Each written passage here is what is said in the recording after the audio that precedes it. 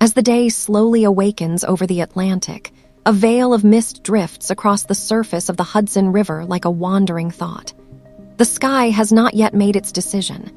Should it remain in the night or surrender to the day?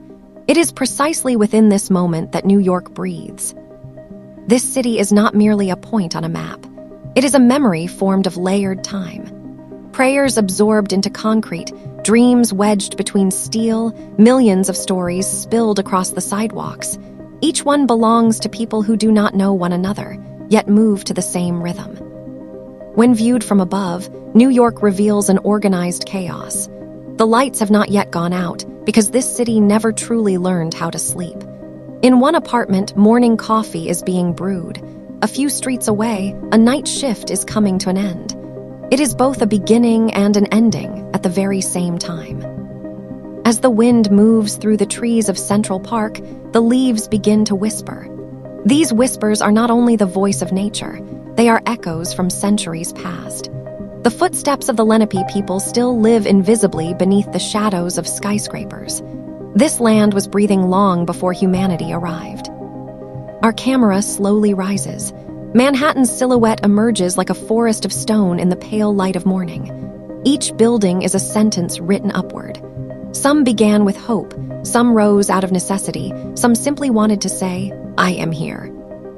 New York is one of the rare places where a person can feel both incredibly small and endlessly infinite. You can be alone within the crowds, and even in solitude, sense that you are part of something larger. Because this city is not a city of individuals, it is a city of encounters. In a subway station, faces pass one another without colliding. No one looks at anyone else, yet everyone is immersed in the same music. The screech of the rails, the echo of announcements, the sound of footsteps. This is the heartbeat of New York. And it is right here that our story begins. Because New York is not a city to be told.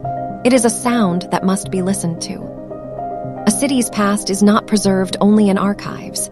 In New York, history continues to live on walls, beneath bridge pillars, and along the fire escapes of old buildings.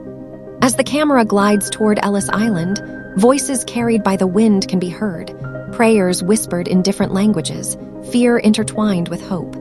This was once the world's longest waiting room. In the late 19th and early 20th centuries, when ships crossing the Atlantic docked in New York Harbor, the faces on deck carried the same question. Is a new life possible here? Millions arriving from Ireland, Italy, Eastern Europe, and the Caribbean brought not only their bodies, but their cultures. That is why New York has never had a single identity. It is the sum of overlapping lives.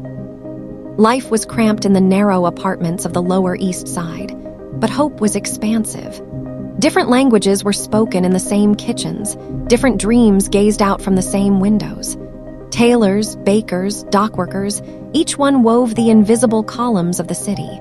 Before skyscrapers rose, this city stood on labor. As time passed, steel and glass became New York's new language. The Brooklyn Bridge connected not only two shores, but two eras. Every step taken across it symbolized humanity's courage to challenge nature. Yet this courage came at a cost.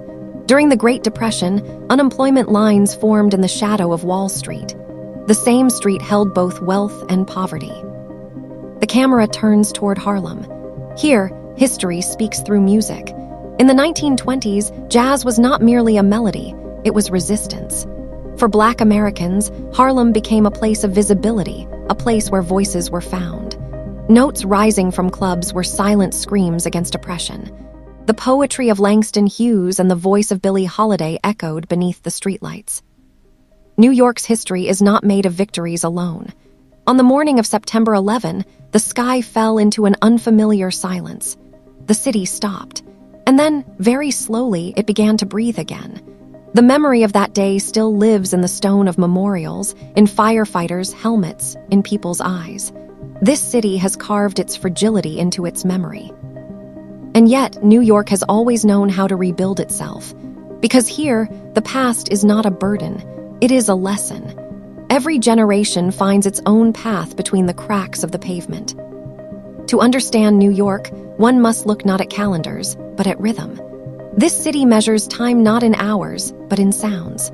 The day begins with the chime of a cafe door opening in the early morning. Then come the calls of street vendors, the deep rumble of the subway, the constant motion of footsteps joining the orchestra. Culture here is not confined to museums. It lives in the streets, on walls, in the way people speak. A mural in the Bronx, a haircut in Harlem, a small record shop in Brooklyn, each is a quiet expression of identity. Hip-hop was born on these streets. From poverty, from invisibility, from the need to be heard. A culture where rhythm turned into words and words into resistance, spreading across the world. As the lights shine on Broadway, an unnamed actor steps onto the stage of a small theater a few streets away. In New York, art lives not only on grand stages, but also in basement rooms. Because in this city, there is a place for anyone with a story to tell. Maybe small, maybe dark, but always a place. Daily life is often a struggle. Rents are high, time moves fast, competition is relentless. And yet people create small islands for themselves within the city. An elderly man reading on a park bench, a young woman out for a morning run, children waiting for a school bus. New York is as personal as it is immense. Central Park is a quiet breath in the middle of chaos. Nature embedded in concrete reminds people how to pause. Seasons are more distinct here. In autumn, falling leaves slow the city for a moment. When snow falls in winter, New York briefly returns to its childhood. This city is one of the rare places where differences can stand side by side. In the same subway car sit a business executive, an artist, a migrant, and a student. Their lives may never touch, yet they move along the same track. New York is often seen as a sea of concrete, and yet nature here is quiet but persistent. The Hudson River flows slowly along the city's western edge. Skyscrapers reflected on its surface resemble a confrontation with one's own reflection. Nature may have retreated here, but it has never fully disappeared. Loneliness is as real as the crowds. Among millions, it is possible to walk as a solitary soul. New York makes a person both visible and invisible. This duality is the greatest contradiction of modern life. As everyone rushes toward somewhere, something is always left behind. At night, the city takes on another identity. Lights soften the harshness of the day. Behind windows, lives continue. A solitary dinner in one apartment, laughter in another, the camera observes from the outside, never entering. Because in New York, behind every door lies another universe. The relationship between nature and humanity is different here. The sky appears within a narrow frame, but it is still enough. When a sunset slips between skyscrapers, the city falls silent for a few minutes. In those moments, everyone looks at the same thing, and perhaps feels the same thing. New York tests people, with patience, with loneliness, with speed, but it also strengthens them. To survive here is a quiet achievement, because this city does not love easily, but when it does, it loves deeply. Everyone who leaves New York takes something invisible with them. A sound, a scent, a feeling. This city settles inside a person, because New York is not a place, it is an experience. Time spent here teaches you who you are, what you can endure, what you are searching for. Some find their dreams, some lose them, but no one leaves this place as the same person. Skyscrapers continue to rise, streets remain crowded, but the true power of the city lies in the stories of its people.